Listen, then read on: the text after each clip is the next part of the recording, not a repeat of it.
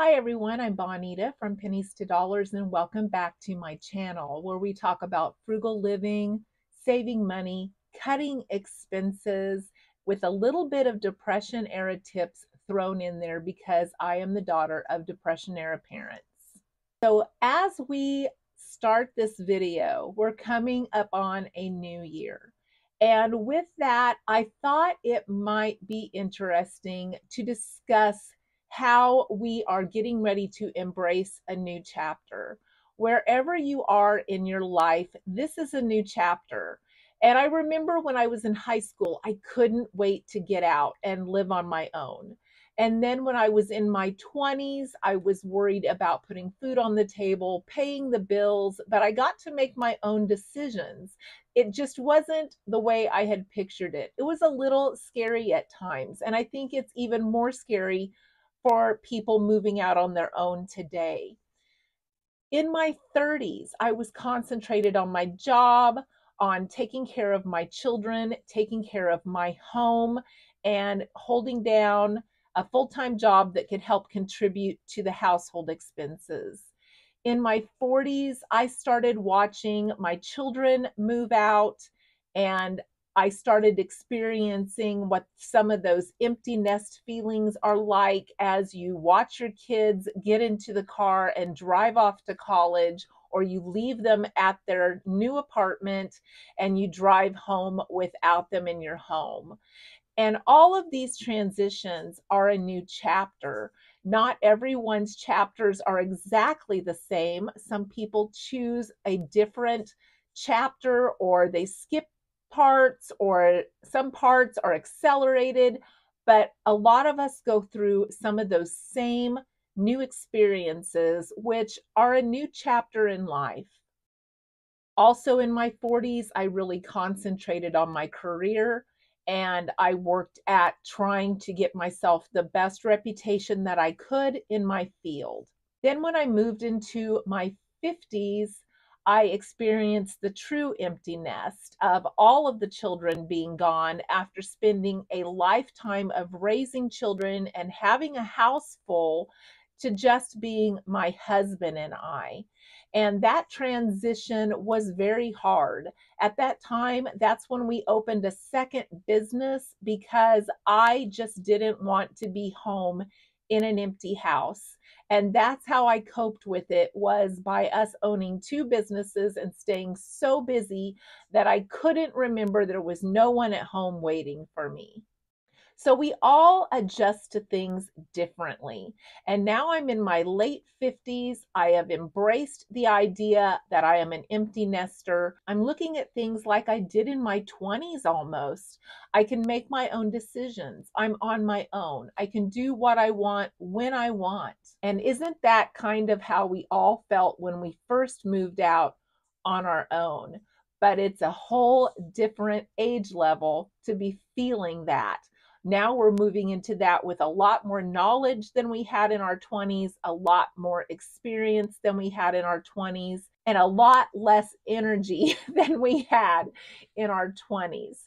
So today I'm going to talk about how I am embracing the next chapter of my life, which is retirement. I've been looking forward to this for so long. I feel like for the last 5 years, I've been counting down, I've been making plans, I've been budgeting, I've been looking at future costs and all of the things to make sure that I felt like I was secure in my decision. And then on October 27th, I left my office for the last time. And I would have jumped up and down in the parking lot if I thought that I could have and screamed because I was so excited. I was so excited that last day, even going in.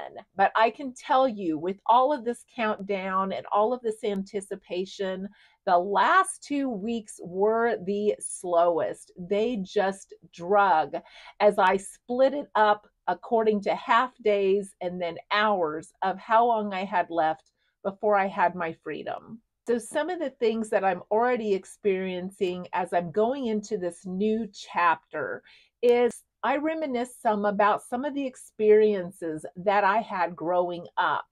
I think back to when I thought a 30-year-old was old, or I thought I won't live to be 30 because that's so old.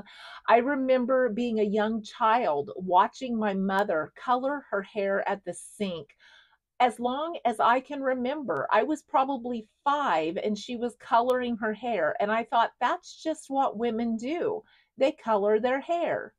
But 6 months before I retired, I decided that I was going to let my hair go natural. I talked to my husband about it. He said, I don't care. Do what you like. It's your hair.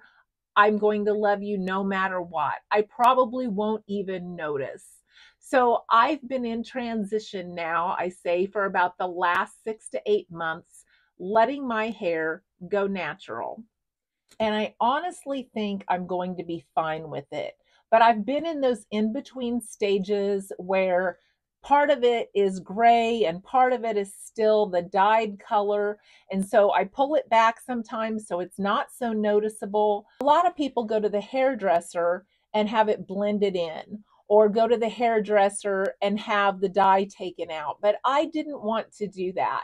I wanted to transition myself. I didn't want any artificial colors that were going to be in my gray hair. So I heard about using this charcoal shampoo and conditioner, which is to take some of the brassy color out of the gray and help transition it into the other section of your hair, and also help fade the other section of your hair at the same time. So I actually picked up some the other day. It's called Go Gray. It's a charcoal conditioner and a charcoal shampoo. And maybe it's just in my head, but I feel like I can see that it's making it look like it's transitioning better. And I can see that some of the brassiness of it is gone. So I'm going to use that at least until I get the rest of my hair kind of all the same color. And I'm kind of excited about this. I've been rather pleased with the look of it. I don't have a problem with my hair being gray. I see a lot of younger people coloring their hair gray. And there are gray coloring hair kits for people that want to color their hair gray.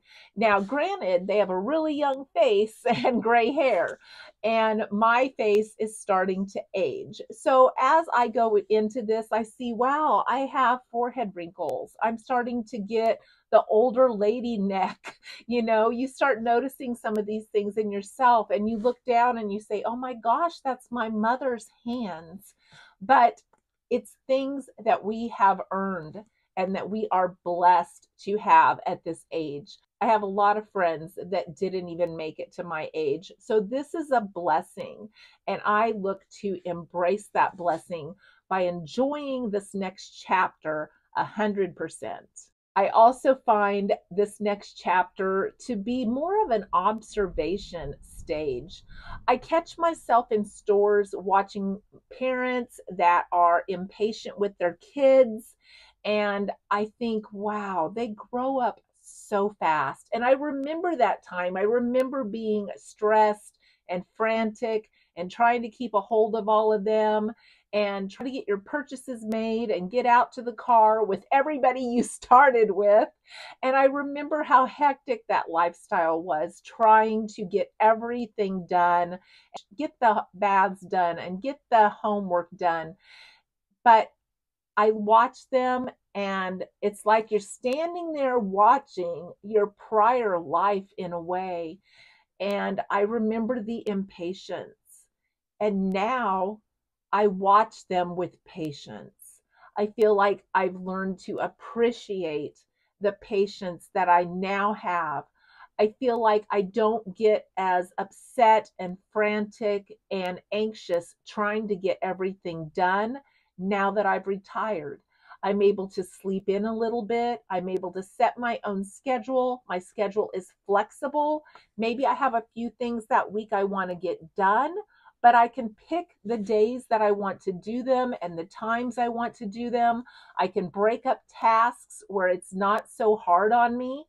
And I really appreciate this chapter of life, that I have the opportunity to have my schedule so easygoing compared to the way that it was back then.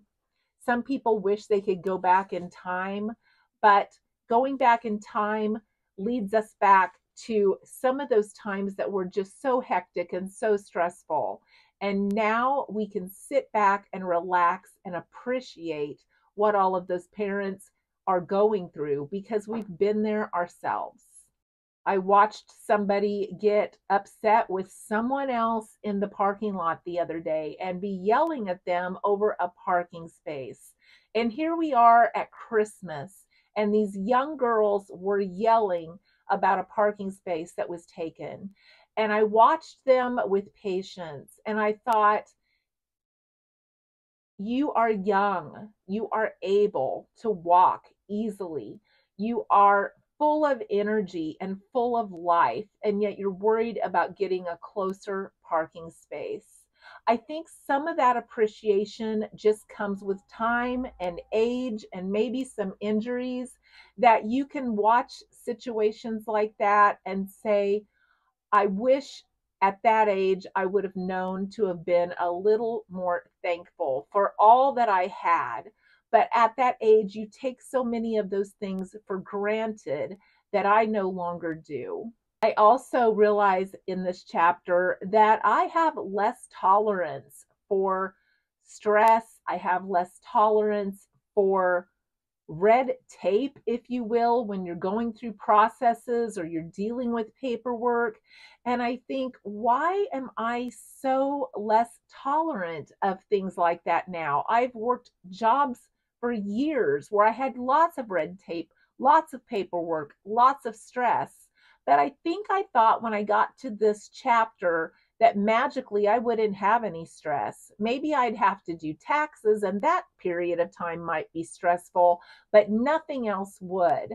That I know was me seeing things with rose colored glasses. There are still going to be stressful times. There are still going to be things we have to juggle, even though we're retired.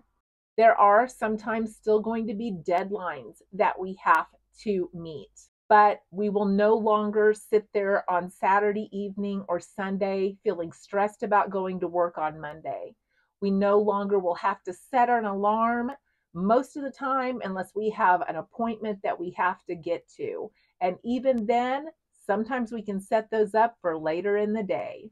We won't be coming home already at supper time trying to figure out what to make. Won't be coming home with the stress of the workday and stressing over what tomorrow will hold. Now I can come home and I can enjoy my evening and know that tomorrow is a brand new day that I can make of it what I want. And why couldn't we do this in our younger years? Why couldn't we have some of those same outlooks in our 20s, 30s, 40s? I feel like for me, it was just a matter of maturity. It was a matter of living a little bit of life to see that all of those things could have been available to me in all of those chapters of my life. But for some reason, it took me until now to see it. So when we talk about letting go of the old and bringing in the new, as the new year is on our horizon, tell me some of the things that you are willing to leave behind to embrace this next year in your new chapter. Thank you for watching today, and I hope to see you in the next video.